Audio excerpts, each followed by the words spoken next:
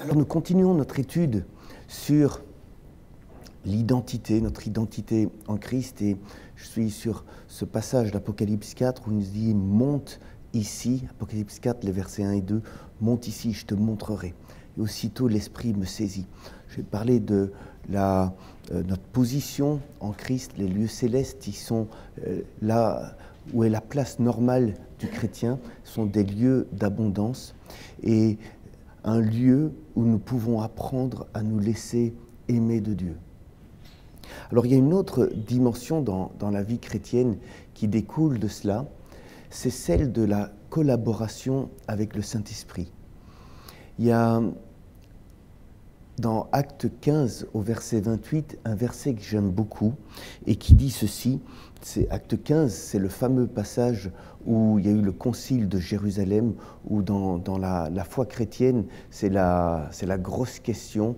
Est-ce que les chrétiens d'origine païenne doivent se faire circoncire, doivent se priver de nourriture sacrifiée aux idoles? C'était le gros conflit au début de l'ère chrétienne dans la première Église. Nous, on imagine toujours que du temps des Actes des Apôtres, tout se passait bien, ils étaient en harmonie, et puis c'était, vous voyez, on a des images comme ça sur le réveil, mais ce n'est pas vrai. Dans tous les réveils, il y a des moments difficiles, il y a des disputes entre les chrétiens, et la Bible ne nous cache absolument pas des moments de difficulté qui sont produits dans le livre des Actes et dans l'Église primitive. Alors, dans ce concile à Jérusalem, il y a ce verset 28 dans Acte 15 qui dit ceci, j'aime beaucoup ça, « Car il a paru bon au Saint-Esprit et à nous de ne vous imposer d'autres charges que ce qui est nécessaire. » Alors c'est cette phrase, « Il a paru bon au Saint-Esprit et à nous ». On est dans, c'est pas simplement de dire « Dieu a dit que » et puis il nous faut obéir, mais on est dans une discussion avec le Saint-Esprit, on se met en accord avec le Saint-Esprit pour décider quelque chose. Est-ce que vous ne trouvez pas ça extraordinaire?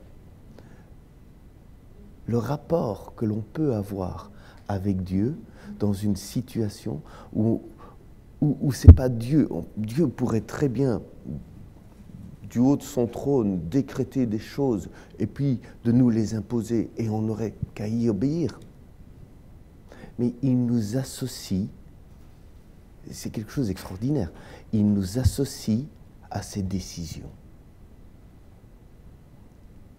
Il nous fait participer aux décisions. Nous pouvons, avec le Saint-Esprit, décider de certaines choses.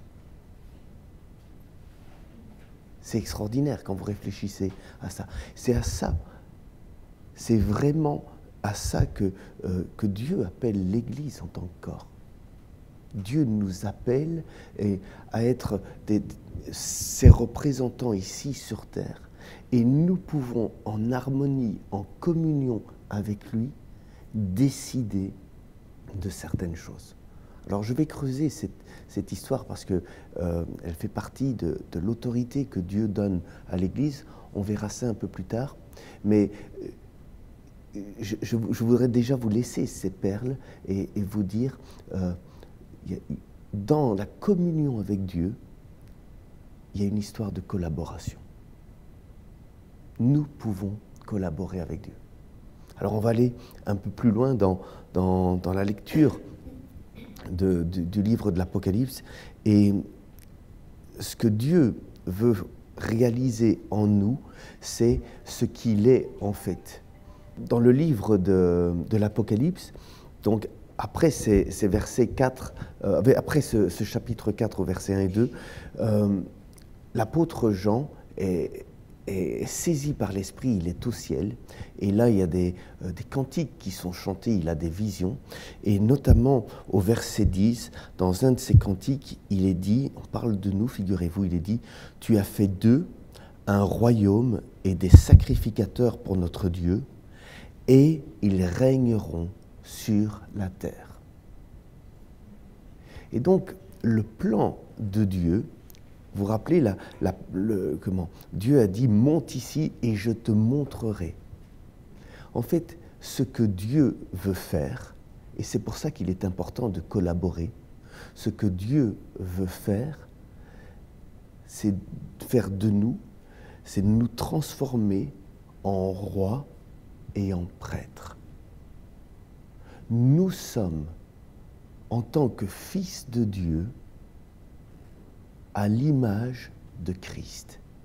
Christ est roi et Christ est prêtre. Et c'est ce qu'il veut faire de nous. Et c'est ce qu'il fait de nous.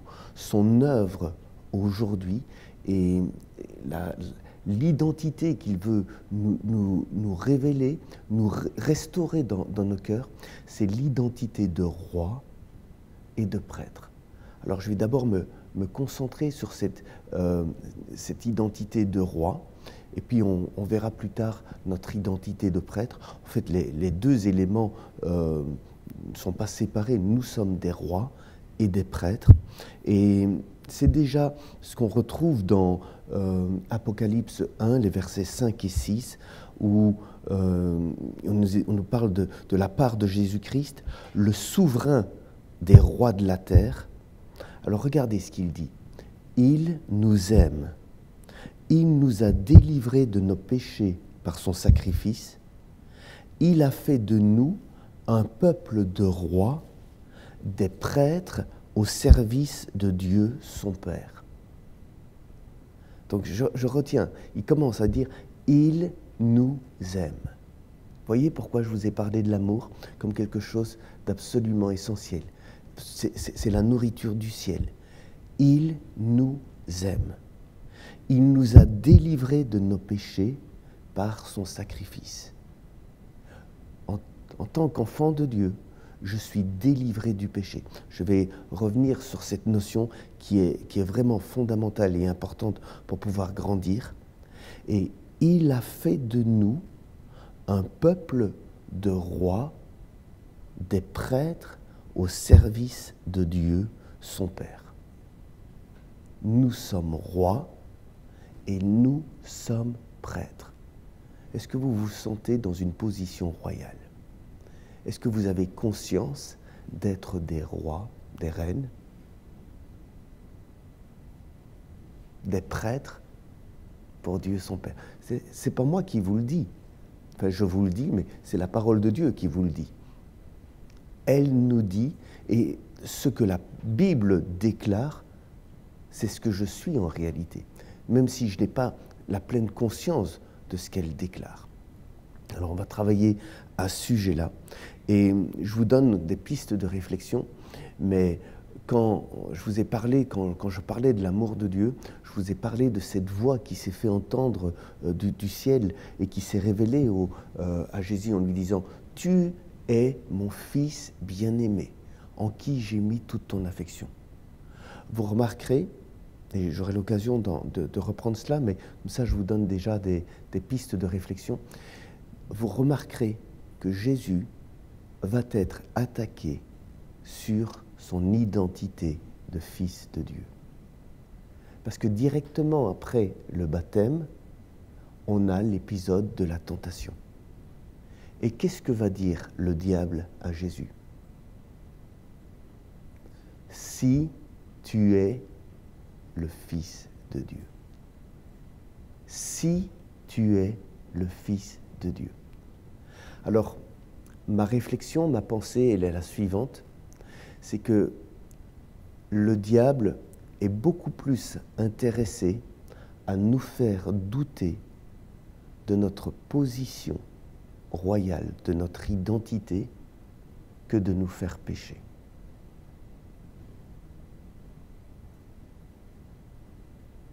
Le diable s'intéresse beaucoup plus à nous faire douter de notre position royale et de prêtre. Alors évidemment, il veut nous faire tomber. Évidemment, il va nous tenter pour nous faire pécher. Mais derrière tout cela, il y a une volonté de nous cacher de ce qu'en tant que chrétiens, nous ne réalisions pas pleinement notre position royale. Parce que quand je suis dans une position royale, vous savez, on dit que ce sont les rois qui font les lois.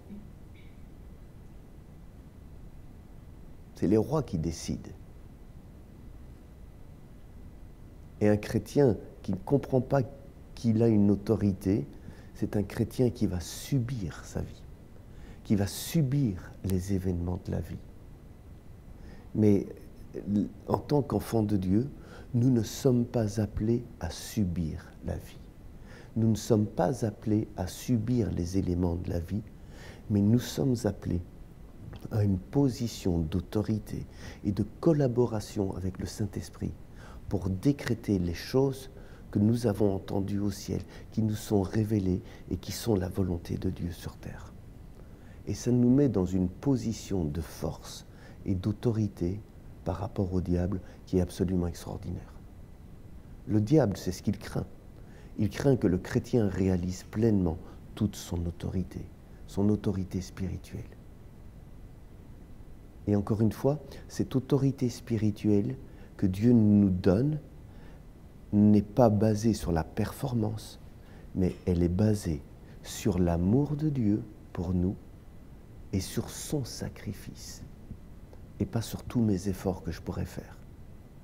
Je suis un roi parce que je suis né de nouveau, je suis né dans une famille royale.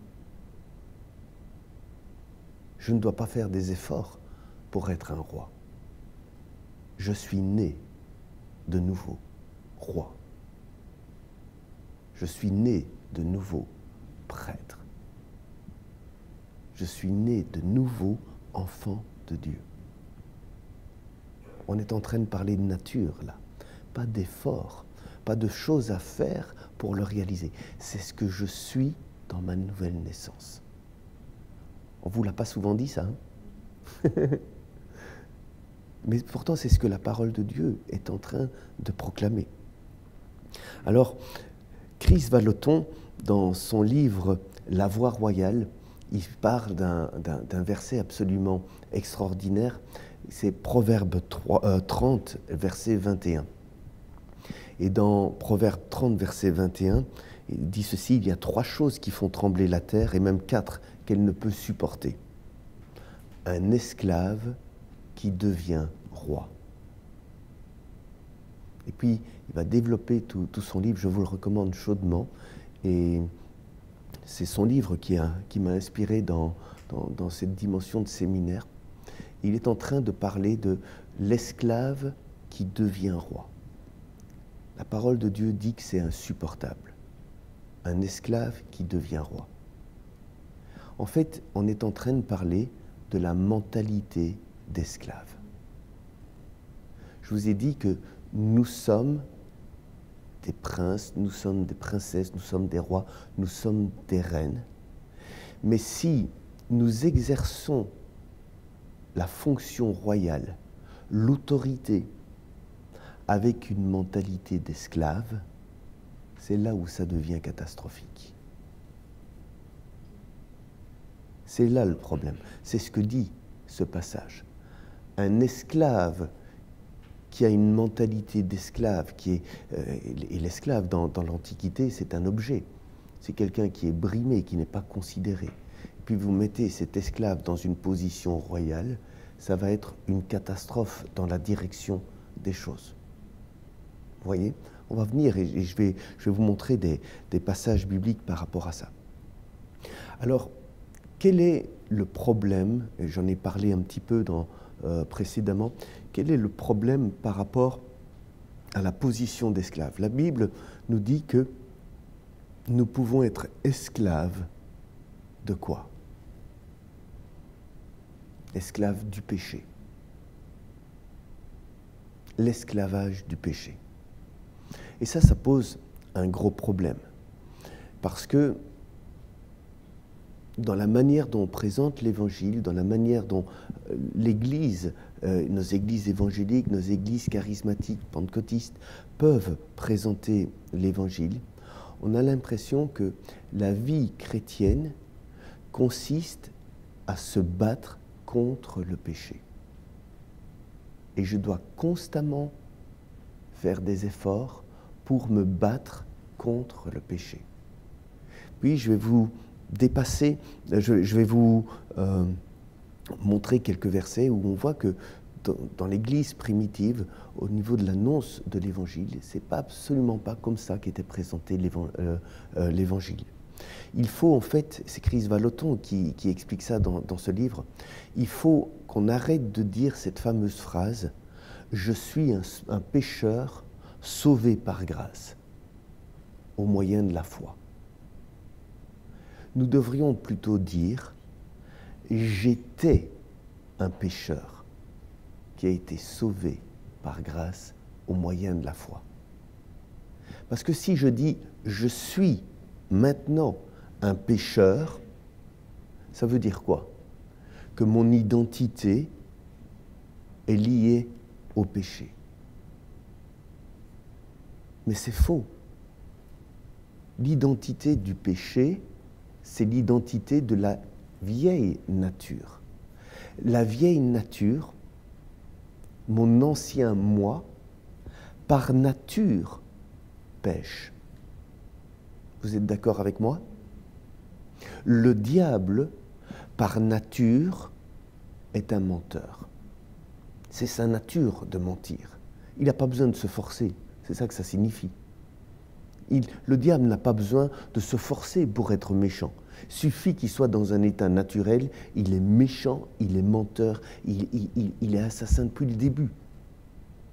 Ma vieille nature n'a pas besoin de se forcer pour pécher. Il n'y a personne qui apprend à un enfant à mentir. Ça sort tout seul.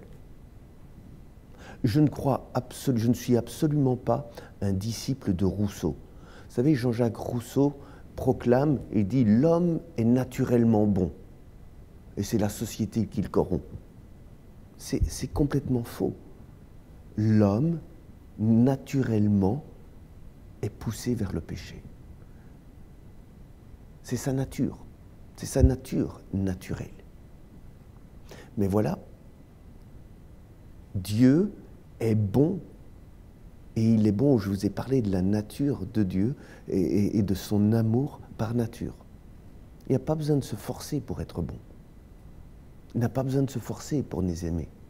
Ça sort de lui, naturellement. Eh bien, la parole de Dieu me montre que la nature de la nouvelle création n'est pas le péché, c'est Christ. Et la nouvelle création n'a pas comme nature de péché, mais elle a d'être complètement libérée du péché. Donc c'est une question d'identification. Et la difficulté, elle est là. Où est-ce que je vais porter mon regard? Sur ce que j'étais avant ou sur ce que la Bible dit que je suis?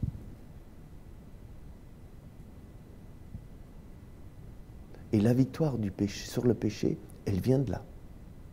Alors je sais que nous pouvons tomber dans le péché. Je suis une nouvelle créature et il est vrai que je peux pécher. Mais ce n'est plus mon identité. Et la parole de Dieu me dit, si nous avons péché, nous avons un avocat auprès du Père. Jésus-Christ, il intercède pour nous. Jésus, quand je pêche, est en train de prier le Père pour moi. Mais ce n'est plus une question de nature. C'est une position spirituelle qu'il me faut avoir. Ce que je veux vous dire ici, c'est qu'il est possible de vivre une vie chrétienne sans péché. C'est ce que la Bible dit. Parfois, je demande aux gens qui m'entourent, je dis, mais est-ce que tu crois que tu pourrais vivre 24 heures sans péché? Alors les gens me disent, non, c'est pas possible.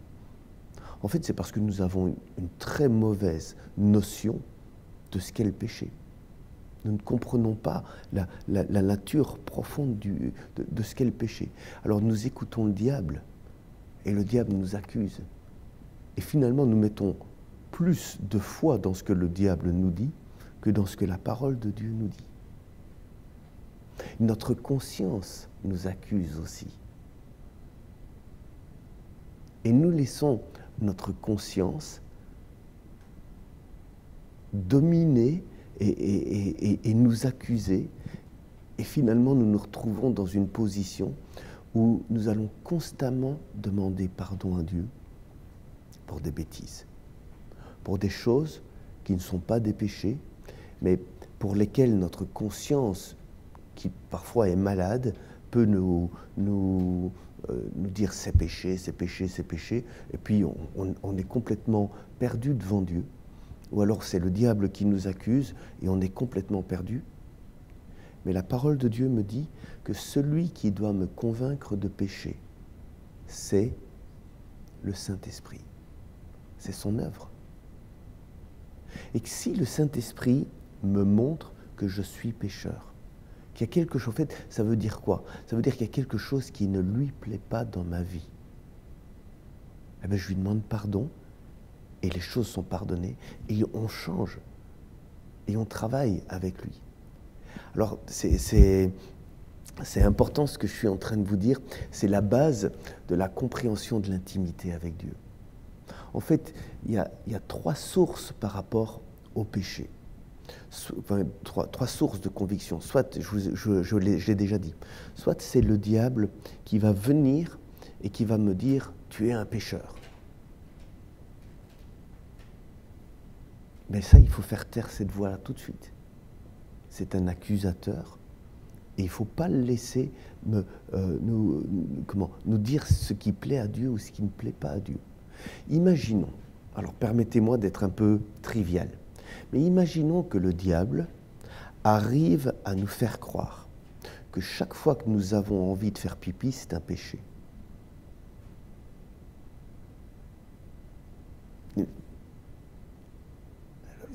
Imaginons, c'est complètement stupide que je suis en train de dire, mais chaque fois que nous aurions un besoin qui est tout à fait légitime, naturel, mais nous dirions à Dieu, je te demande pardon, je dois aller faire pipi, je te demande pardon.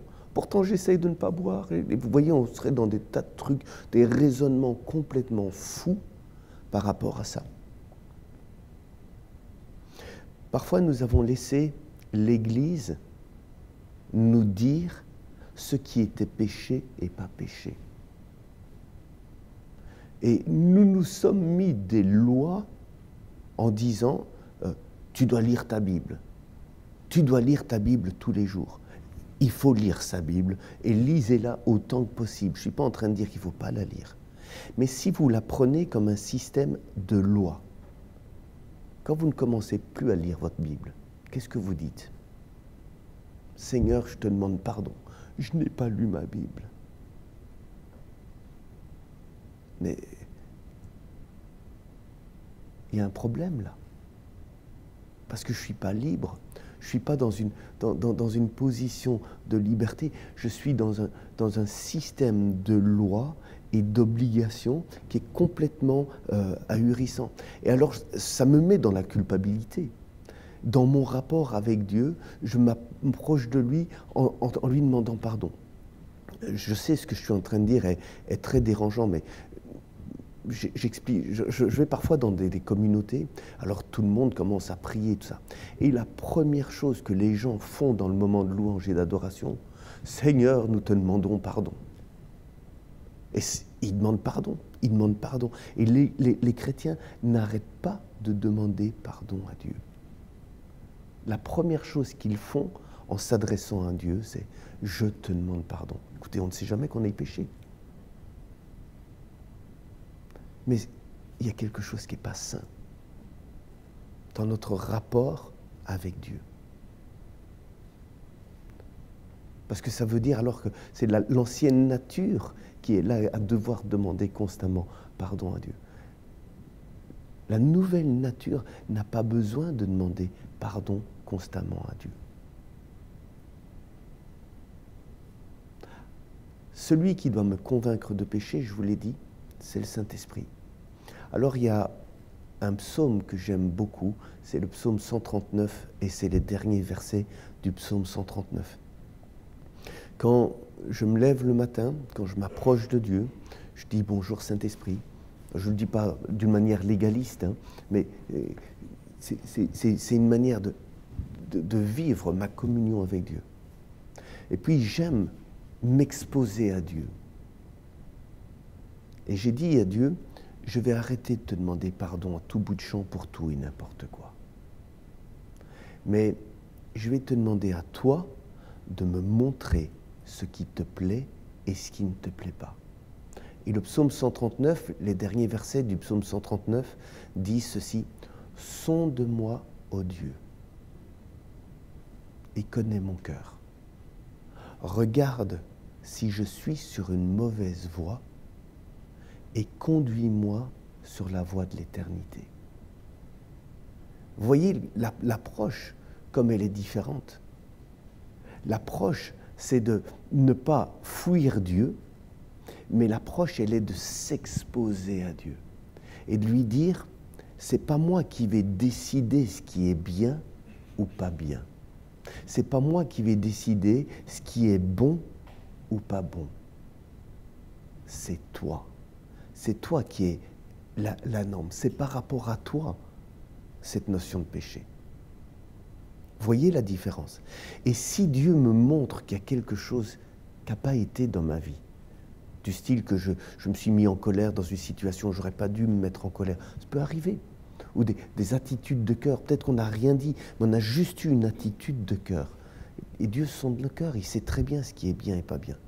Alors là, je lui demande pardon. Là, je n'ai pas peur de dire « waouh ». Mais en lui demandant pardon, ce n'est pas pardon pour lui demander pardon, c'est comment est-ce qu'on peut changer ça?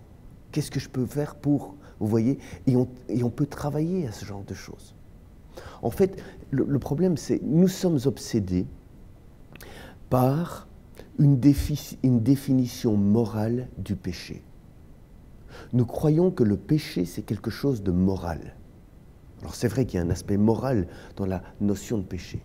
Mais le péché, fondamentalement, ce n'est pas ça que ça signifie.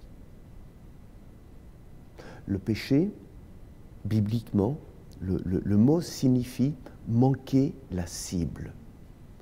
Alors vous imaginez, vous êtes en train de tirer avec un arc à flèche et vous êtes en train de tirer, puis votre flèche, elle part et elle ne va pas dans le bon but. Elle ne va pas au milieu de la cible. C'est ça le péché. Une histoire plus moderne, ce serait, je vais tirer un penalty, puis le ballon ne rentre pas dans le goal, il passe à côté. Vous voyez, c'est ça la notion de péché. Je rate le but. Ben, je vais vous dire, vous pouvez vivre une vie très morale au niveau des standards chrétiens, très morale, et pourtant rater le but de votre vie.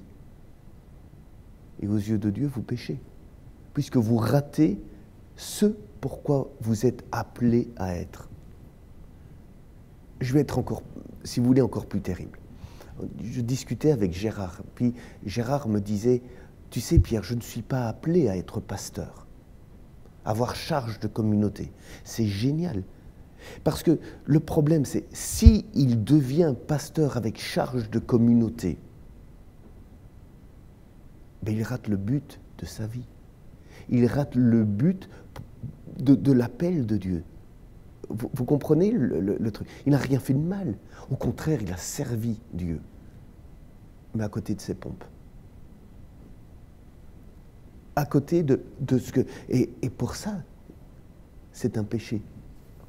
Et pour ça, on ne demandera pas pardon. Parce qu'on dit on sert Dieu. Vous comprenez ce que je veux dire? Alors nous sommes capables de demander pardon à Dieu pour des tas de bêtises et des choses qui pour Dieu ne sont pas des péchés même. Nous demandons pardon par rapport à une pseudo-vie bien morale et on ne se rend pas compte qu'on peut être à côté de la plaque dans certains domaines auxquels on ne demandera jamais pardon à Dieu. Et on ne sera pas dans la repentance. C'est pour cela qu'il est hyper important d'arrêter de vouloir être notre propre juge. En fait, ce que je suis en train de vous dire, c'est ne faites pas d'introspection. Laissez Dieu vous sonder. Laissez le Saint-Esprit vous montrer ce qui lui plaît et ce qui ne lui plaît pas. Je vous ai parlé de ma conversion. Mais figurez-vous qu'au début de ma conversion, au moment où je me suis converti, j'étais un gros fumeur. Je fumais. Mais le fait que je fume n'empêchait absolument pas que j'ai une communion avec Dieu. Et Dieu merci, personne dans l'Église n'est venu me dire « Pierre, il faut que tu arrêtes de fumer. Il faut que tu arrêtes de fumer, parce que maintenant tu es devenu chrétien. Et un chrétien ne peut pas fumer. » Parce que ma réaction, j'étais un rebelle. Ma réaction aurait été tout envoyer péter, peut-être. Vous voyez le truc? Mais il se fait que dans ma croissance spirituelle, quand ça a été le bon moment, un certain moment, Dieu m'a dit « Maintenant, arrête de fumer. » Ma cigarette ne dérangeait pas Dieu dans les premiers mois de ma vie chrétienne. Par après, c'était le temps, Dieu m'avait préparé, il y avait des tas de choses que Dieu devait nettoyer dans ma vie avant le problème de cigarette. Mais c'est par rapport à lui que c'est important. Et puis avec lui, je me suis battu pour être délivré de la cigarette. Et j'en parlais hier un petit peu, mais ça a été un combat, ça n'a pas été quelque chose de facile. Et puis c'était des périodes où vraiment difficiles, et je pleurais devant Dieu. Et je disais, je suis retombé, c'était un combat très difficile. Et à un certain moment, Dieu m'a parlé, il m'a dit, le 31 décembre, tu seras complètement délivré de la cigarette. Pourquoi le 31 décembre? J'en sais rien. Et il y avait encore un mois ou deux à passer, je ne sais pas. Et pendant un mois ou deux, ça a été dur. Ça a été des bagarres, avec des chutes, avec des... Et le 31 décembre, j'étais avec mes frères, on réveillonnait, et la pièce était bleue, ça fumait de partout. Et puis, c'était le 31 décembre, donc on avait bu et tout ça. Le problème des boissons alcoolisées, c'est qu'elles ont un effet compensatoire, elles nous poussent à fumer. Si vous voulez arrêter de fumer, arrêtez de boire aussi, pour ne pas créer en vous un effet compensatoire.